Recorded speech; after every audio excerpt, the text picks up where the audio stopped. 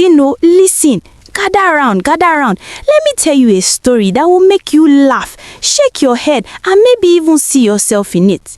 This is the story of Anita and Uche, husband and wife, lover and fighter, partner and enemy. Hey, their marriage, it was supposed to be a peaceful home, but it became the loudest entertainment in the whole village. Now, before I go far, let me paint the picture for you. Anita, sharp tongue, quick mind, and zero patience for nonsense. The kind of woman who can slice you with words faster than a butcher cuts meat. Beautiful, yes. Intelligent, very much. But her mouth, that mouth can start World War III over a pinch of salt. And Uche is what we call a hard-headed man, stubborn like goat, the type who will argue that black is white even when you show him coal and milk side by side. Tall, handsome, strong, yes, but his ego is taller than the Iroko tree in the village square. If you tell Uche he is wrong, he will fight you from morning till night just to prove he is right, even when deep down he knows he is very, very wrong. These two got married 3 years ago. Oh, the wedding was beautiful. White dress flowing like waterfall, agbada shining like mirror, jollof rice sweeter than honey. Everybody danced, everybody rejoiced. The pastor said, "You may now kiss your bride," and Uche lifted Anita like she was a feather. People clapped, people cheered, even the old women were crying tears of joy. But you see, that wedding day, that beautiful, perfect, expensive wedding day, that was the last time peace visited their house. After that, bus, every single day. It started small, very small. The first fight was about breakfast. Yes, breakfast. Anita made yam and egg for Uche one morning. She put it on the table, smiling like a good wife. Uche came, looked at the food, looked at her and said, "Why is the egg not fried properly? It's too soft." Anita's smell disappeared like NEPA light. She said, "Uche, what do you mean too soft? That is how egg is supposed to be, soft and creamy." Uche shook his head. No. My mother's egg is always fried hard and golden. This one looks like unborn chicken. Unborn chicken. Hey, you see what I'm saying? This man just insulted his wife's cooking and compared her to his mother in one sentence. That is how you start a fight before 7 a.m. Anita stood up, hands on her waist. "So you want to eat your mother's food? Oh yeah, go to her house. In fact, pack your bags and go and marry your mother since her egg is so golden and perfect." Uche stood up too. "What kind of talk is that? I'm just saying the egg is too soft. Why are you shouting?" "I'm shouting? You have not seen shouting. You have not even scratched the surface of my shouting." And just like that, before the rooster could crow twice, their neighbor Mama Ngozi heard everything from her kitchen window. She shook her head and whispered to her daughter, "Ada, come and see. They have started again, and it's not even 7 o'clock. But that was just the beginning. Small, their fights grew bigger. One day, Anita and Uche were walking back from the market. She bought tomatoes, he bought yam. Everything was fine until they reached the junction near the well where all the women gathered to fetch water. Uche saw his friend Emeka and shouted, "Emeka, my guy, how far?" Emeka waved back, "Uche, I dare." They started talking, laughing, doing their man-to-man gist. And Anita was standing there, holding heavy market bags, waiting. 5 minutes, 10 minutes, 15 minutes. The sun was hot like fire. Her hands were paining her. And this her husband was there laughing like he didn't have wife or home. Finally, Anita cleared her throat. "Uche, let's go." Uche didn't even look at her. He waved his hand like he was swatting a fly. "Wait now, I'm talking to my friend." Wait. Anita's eyes became red. She dropped the bags right there in the middle of the road. Qua! Tomatoes scattered. Yam rolled into the gutter. The women at the well stopped talking. They knew something was about to happen. Anita said, loud enough for the whole junction to hear, Uche, if you don't carry these bags right now and follow me home, you will sleep outside tonight. Emeka started laughing. Ha ha, Uche, your wife is calling you. Uche's face changed. You know that look men get when their ego is challenged in public? That was Uche's face. He turned to Anita and said, Woman, don't embarrass me here. I said wait. Embarrass you? You are the one embarrassing yourself, standing here like jobless person while your wife is carrying heavy load. You are not even a man. Eh, she said it. You are not even a man. The women at the well gasped. Emeka stopped laughing. Even the goats stopped moving. Uche's chest swelled like balloon. What did you just say? I said you are not a man. A real man will carry his wife's load, but you are here doing yeye gist while I'm suffering. You know what? Carry your load yourself. I'm not your houseboy.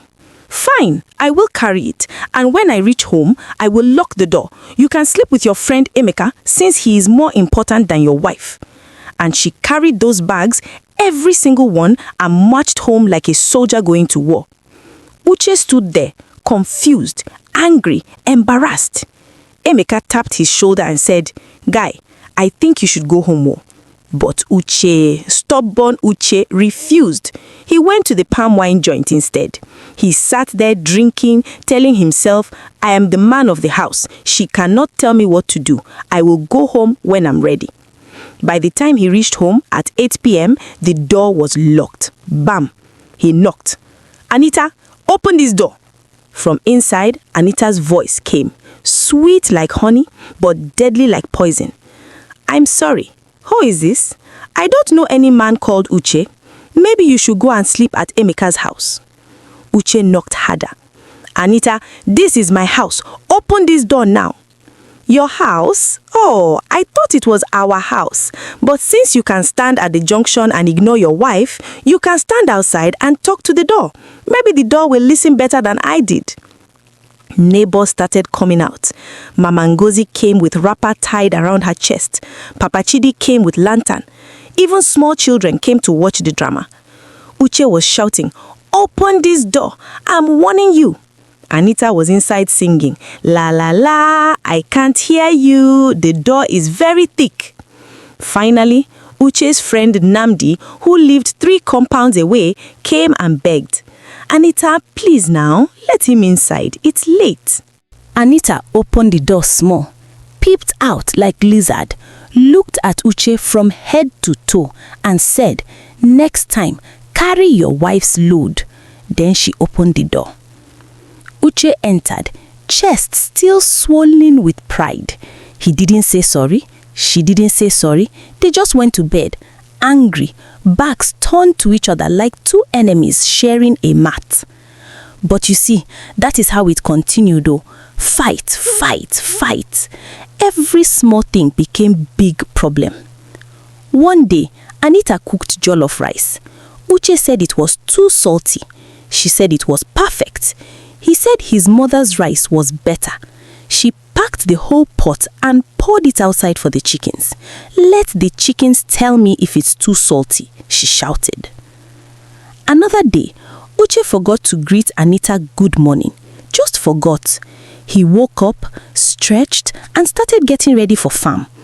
Anita watched him, brushing teeth, putting on clothes, tying wrapper, and he didn't say one word to her.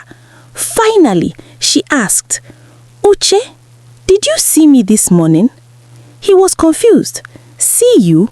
You are right here. Of course I saw you. So why didn't you greet me? Eh? We are husband and wife now. Do we need to greet every morning like strangers? Anita's eyes became small. Oh, so now I'm a stranger in my own house? You can greet your friends at the junction, but you cannot greet your wife good morning? Uche, it's not that serious. Not that serious? Respect is not serious. You know what? Don't greet me again. In fact, don't even look at me. Pretend I'm invisible. And for 3 whole days, she didn't talk to him. Uche would ask, "Where is my food?" Silence. "Anita, I'm talking to you." Silence.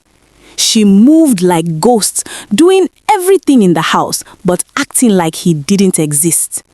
On the 3rd day, Uche couldn't take it anymore. He shouted, "This is madness. You are punishing me for 3 days because of good morning." She finally spoke. "You should have greeted me." The whole village was watching now. Every fight, every quarrel, every small disagreement became public entertainment. The women at the market would discuss. You heard what Anita did yesterday? She locked Uche outside again. The men at the palm wine joint would argue. But Uche is the man, no? He should control his wife. Control? That woman, you go die trying. Even the children were singing songs. Bass, bass, Anita and Uche. Bass, bass, fighting like wrestler. One day, the village women decided to intervene. Led by Mama Ngozi, 5 elderly women came to Anita's house for woman-to-woman talk. They sat her down. Mama Ngozi started, "My daughter, we have been watching you and your husband." Anita cut in. "You people have been watching, or you people have been gossiping?" The women looked at each other. Mama Ifelma said gently, "We are not gossiping, no. We are concerned. Every day we hear shouting. Every day we hear fighting. This is not good for marriage." Anita folded her arms. "Did you people hear what he did yesterday? He came home and dropped his dirty clothes on the bed, just threw them like I'm his housemaid. When I complained, he said I'm nagging."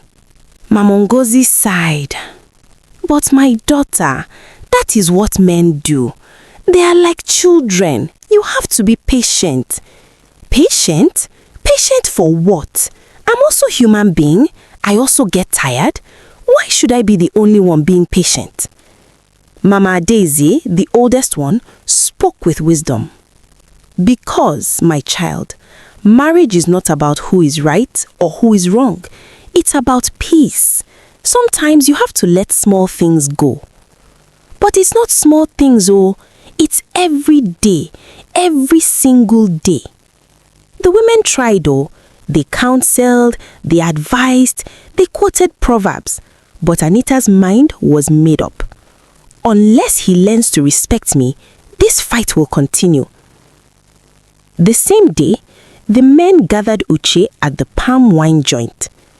Papa Chidi, the elder, poured him a cup and said, "My son, this your marriage is becoming like wrestling match. What is happening?" Uche drank the palm wine in one gulp. "Papa, it's that woman, oh. She doesn't respect me.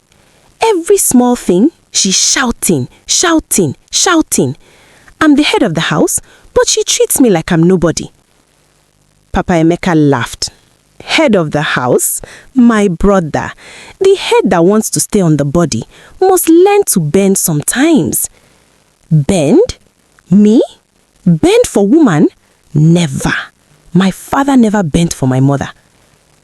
Papa Chidi shook his head.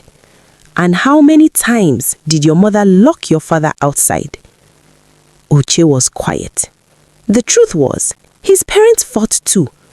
In fact, his father slept outside plenty of times, but his pride wouldn't let him admit it. Papa Chidi continued, "My son, listen. Marriage is not war.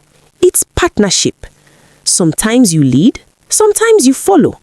But you cannot be leading by force and expecting peace." But Uche's ears were blocked by stubbornness. She needs to learn to submit. The Bible also says, "Love your wife." Are you loving her or fighting her? Silence. The fights continued. One particularly bad day, it was about a goat. Yes, a goat. Uche bought a goat from the market. Beautiful goat, strong and healthy. He tied it in the compound. But that evening, when he came back from farm, the goat was outside the gate eating the neighbor's vegetables. Uche shouted, "Anita, who released the goat?" Anita came out, calm like lake water. "I released it." "You? Why?" "Because the goat was making too much noise. I'm trying to rest." "Rest? That goat cost me money. If it eats the neighbor's farm, I will pay for damages. Why didn't you ask me first?" "Ask you? You bought the goat without asking me. You just brought it home like this is a zoo.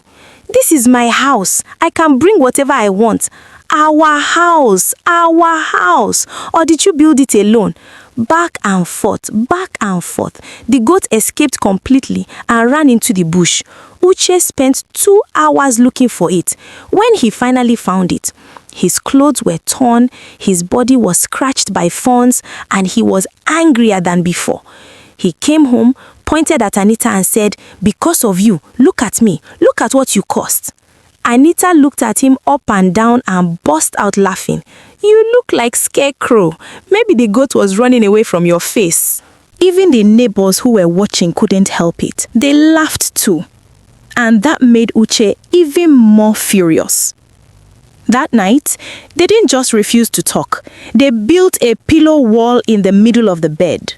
Uche on one side, Anita on the other, like 2 countries with a border. But you see, something happened that changed everything. One morning, Anita woke up feeling dizzy. She vomited. Uche heard the sound and came running. "Anita, what's wrong?" She waved him away. "Nothing, just leave me alone." But he didn't leave. For the first time in months, he stayed. He brought water. He asked if she was okay. She was too weak to fight, so she just accepted his help. Later that day, Mama Ngozi came and took one look at Anita. "My daughter, have you gone to the clinic?" "For what? It's just small dizziness." Mama Ngozi smiled that smile that older women smile when they know something you don't know yet. Just go to the clinic." So Anita went, and when she came back, her face was different. Not angry, not defensive, just quiet. Uche was in the parlor. What did they say? Anita sat down. She opened her mouth to talk, closed it, opened it again. Finally, she said, "I'm pregnant." Time stopped. Uche's eyes became wide like plates. "Pregnant? You? We? Pregnant?" "Yes." For a full minute, nobody talked. Then Uche started laughing. Not the mocking laugh or the angry laugh. A real, genuine, happy laugh. He jumped up, lifted Anita, and spun her around. "We are having a baby. We are having a baby." Anita laughed too. And for the first time in many, many months, they were happy together. No fight, no argument, just joy. But that night, as they lay in bed, no pillow wall this time, Anita said quietly, "Uche, do you want our child to grow up hearing us fight every day?" Uche was silent for a long time. Then he said, "No." "Do you want our child to learn that marriage is war?" "No." "Then we have to change, both of us." Uche turned to face her. "I know I'm stubborn. I know I have too much pride. I know I compare you to my mother, and it's not fair." Anita was shocked. Uche was admitting he was wrong? This was new. She swallowed her own pride and said, "I know I'm too quick to anger. I know I say hurtful things. I know I lock you outside instead of talking." They looked at each other in the darkness, and for the first time, they both said the word they had been avoiding for so long. "Sorry." "I'm sorry." "I'm sorry too." It wasn't magic. The next day, they still had a small disagreement about what to name the baby. But this time, instead of shouting, Uche said, "Let's both think about it and discuss later." And instead of being sarcastic, Anita said, "Okay, that sounds fair." The neighbors noticed. Mama Ngozi whispered to Mama Ifioma, "Have you noticed? No shouting from their house today. Maybe they are planning something big." But days passed, then weeks, and the shouting didn't come back. Oh, they still disagreed. That's normal. But the bus, the public fights, the door locking and name calling, it stopped. One evening, Papa Chidi saw them walking together from the farm, talking and laughing. He called Uche aside and asked, "My son, what happened? You and your wife look peaceful." Uche smiled.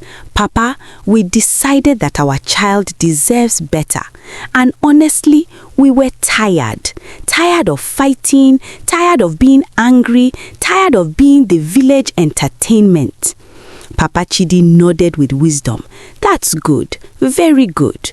You see, marriage is like a garden. If you plant anger, you harvest trouble. If you plant patience, you harvest peace."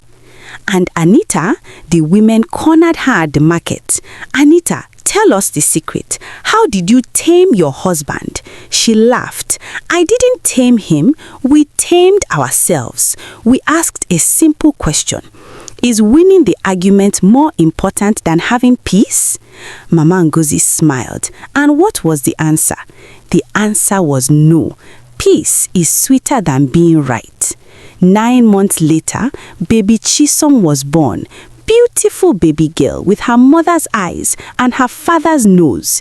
The whole village came to celebrate, and as Uche held his daughter with Anita beside him looking tired but happy, he whispered to the baby, "I promise you, my daughter, you will grow up in a house filled with love, not war." And you know what? He kept that promise. Now, before you think this story is finished, let me tell you the truth. Anita and Uche still disagree sometimes. Just last week, they argued about whether to paint the house blue or yellow. But you know what they did? They talked about it calmly and they chose green, a compromise. The village women still gather at the well, but now, instead of gossiping about Anita and Uche's fight, they use them as example. You see, Anita and Uche, they used to fight like cat and dog, but they changed. If they can do it, you can do it too. Let me tell you something. Marriage is not about winning. It's not about who is right or who is wrong. It's not about ego or pride or proving a point. Marriage is about partnership, compromise, and choosing peace over war. Yes, your wife will annoy you. Yes, your husband will frustrate you. But you have to ask yourself, is this fight worth it? Is this argument going to make things better or worse? Do I want to be right or do I want to be happy?